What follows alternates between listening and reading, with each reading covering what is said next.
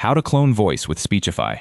In this tutorial, I will clone a voice from one short audio file using Speechify Studio and show you every screen from upload to the finished clone sitting in your voice library.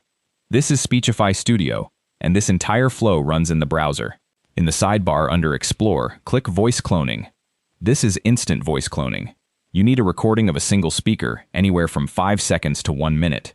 Files up to 300 megabytes are accepted, but only the first minute is used, so a short, clean sample beats a long, noisy one every time. I am uploading my sample now. Once it processes, you land on the preview screen.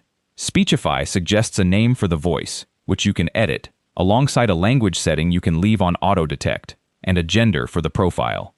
There is a play button to double-check your sample, a try again option if you grab the wrong file, and a toggle that removes noise and improves the sample with AI, useful if you record it on a phone in an ordinary room. When it looks right, click Continue.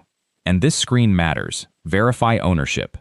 Speechify will not build the clone until you certify in writing that the voice is your own or that you have explicit consent from the person it belongs to, that everyone involved is over 18, and that the voice does not belong to a prominent political figure.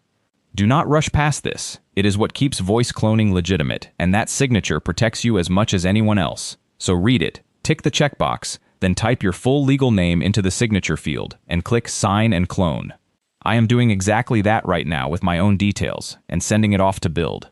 The clone takes a moment to process, and when it is done it lives in your own account library alongside the stock voices. To find it, open Voice Library in the sidebar. Now switch to the Clone tab. And there it is. The cloned voice, ready to use across the studio, from quick speech generation to full voiceover projects. That is the whole process. One clean sample, one honest signature, and a working clone in about 2 minutes. Subscribe for more quick tutorials, and I will see you in the next one.